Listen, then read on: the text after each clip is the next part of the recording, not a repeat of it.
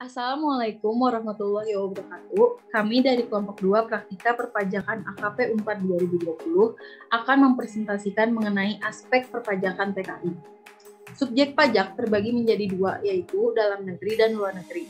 Subjek pajak dalam negeri adalah orang pribadi bertempat tinggal di Indonesia. Orang pribadi berada di Indonesia lebih dari 183 hari dalam jangka 12 bulan. Orang pribadi yang dalam 1 tahun pajak berada di Indonesia dan mempunyai niat tinggal di Indonesia. Tenaga kerja Indonesia di luar negeri termasuk ke dalam subjek pajak luar negeri karena orang pribadi yang tidak bertempat tinggal di Indonesia, orang pribadi berada di Indonesia tidak lebih dari 183 hari dalam jangka waktu 12 bulan. Badan tidak didirikan dan bertempat di Indonesia yang menjalankan usaha atau BUT di Indonesia. Memperoleh penghasilan dari Indonesia tidak dari melakukan kegiatan usaha BUT di Indonesia.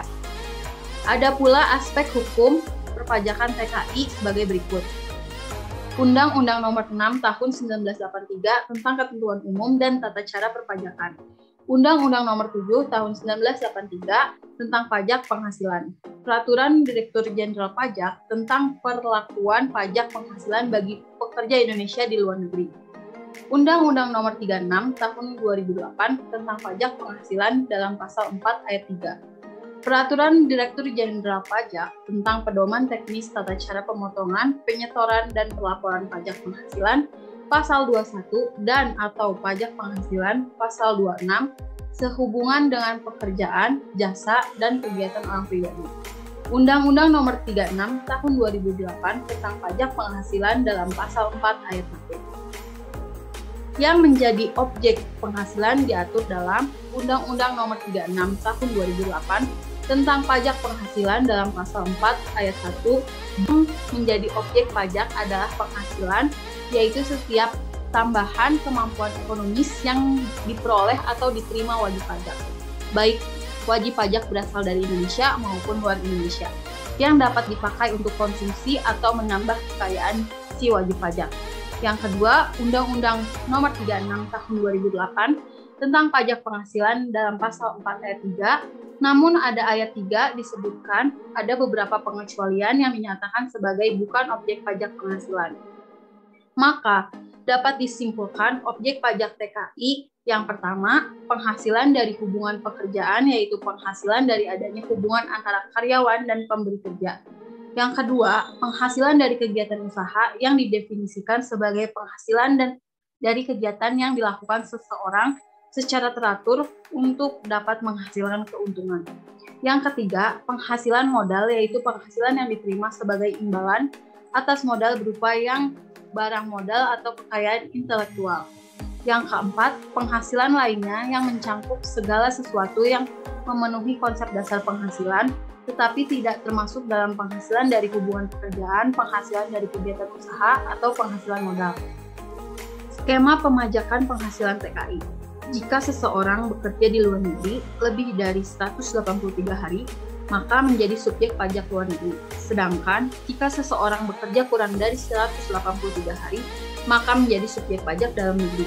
PPh yang diterima untuk subjek pajak luar negeri berdasarkan UU PPh pasal 26 dan tidak ada kewajiban PPh di Indonesia. Sedangkan untuk subjek pajak dalam negeri berdasarkan UU PPh. Adapun hak dan kewajiban TKI sebagai berikut. Hak atas kelebihan pembayaran pajak, hak pengajuan keberatan banding gugatan dan peninjauan kembali, hak atas kerahasiaan data wajib pajak, hak untuk pengangsuran atau penundaan pembayaran pajak, hak untuk menunda pelaporan SPT. Kewajiban mendaftarkan diri untuk memperoleh NPWP, melakukan pencatatan penghasilan, menyimpan bukti pemotongan pajak penghasilan, melaporkan SPT tahunan. Dasar pengenaan pajak. Dasar pengenaan pajak TKI dengan status sebagai subjek pajak dalam negeri atas penghasilan dari pekerjaan dalam hubungan kerja dan pekerjaan bebas seperti gaji, honorarium, adalah penghasilan neto sesuai dengan ketentuan PPh. Perhitungan pajak atas keseluruhan penghasilan yang diperoleh TKI, pajak dipotong di luar negeri dapat menjadi pengurangan atau kredit pajak dengan perhitungan sesuai dengan ketentuan yang berlaku di Indonesia, yaitu UU PPh pasal 24. Untuk dasar pengenaan TKI dengan statusnya sebagai SPLN yang memperoleh penghasilan dari Indonesia adalah penghasilan bruto sesuai dengan pasal 26 UU PPH. Ketentuan yang berlaku sesuai dengan UU PPH pasal 24 terdapat 6 pasal sebagai berikut.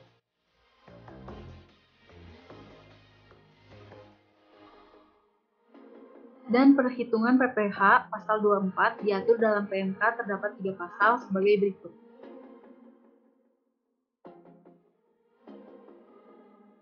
Ketentuan yang berlaku sesuai dengan UU PPH pasal 26 terdapat 5 pasal sebagai berikut.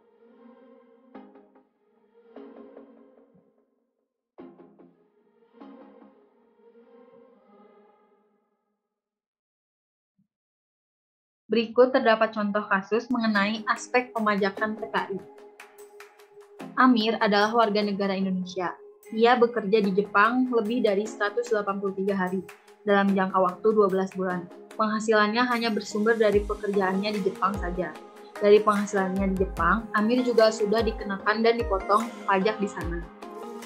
Dari kasus tersebut, Amir termasuk subjek pajak luar negeri, dan Amir sudah tidak dikenakan pajak penghasilan lagi di Indonesia dan tidak lagi perlu melaporkan SPT tahunannya.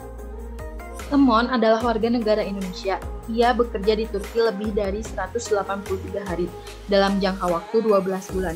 Dari penghasilannya di Turki, Temon juga sudah dikenakan dan dipotong pajak di sana. Sedangkan di Indonesia, Temon juga memperoleh penghasilan dari ruko yang dia sewakan.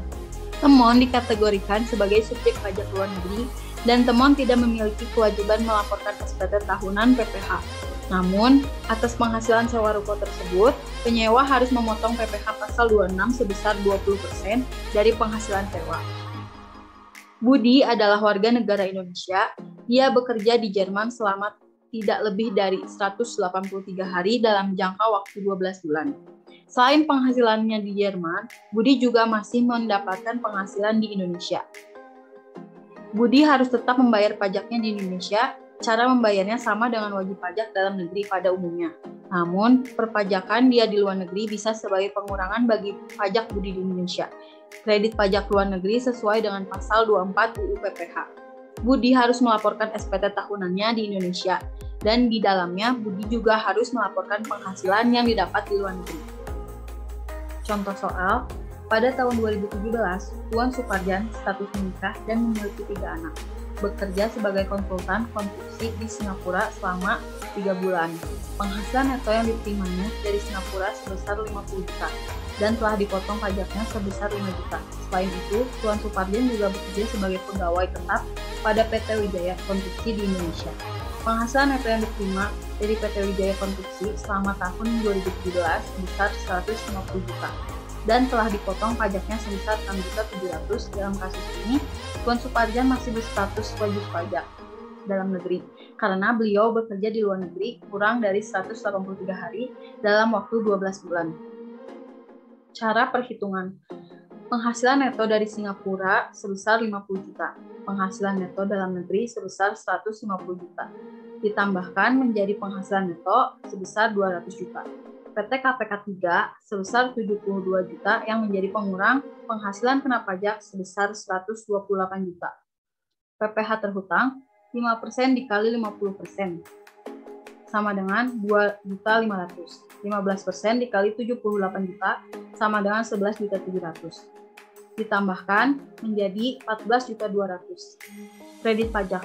PPH pasal 21 sebesar 6.700. PPH pasal 24 sebesar 50 juta dibagi 200 juta dikali 14.200 yang menghasilkan sebesar 3.550 dan ditambahkan menjadi 10.250. PPH kurang bayar sebesar 14.200 dikurangi 10.250 sama dengan 3.950. Dari perhitungan tersebut, kredit pajak luar negeri sesuai dengan UU PPH pasal 24 yang diperbolehkan adalah sebesar 3.950, bukan sebesar 5 juta, sebagaimana yang telah dipotong di Singapura. Jumlah ini diperoleh dengan membandingkan perhitungan PPH maksimum yang boleh dikreditkan dengan PPH yang terutang atau dibayar di luar negeri. Kemudian dipilih jumlah yang terendah. Sekian pemaparan dari kelompok kami. Mohon maaf bila ada kesalahan dan kekurangan dalam penyampaiannya. Terima kasih. Wassalamualaikum warahmatullahi wabarakatuh.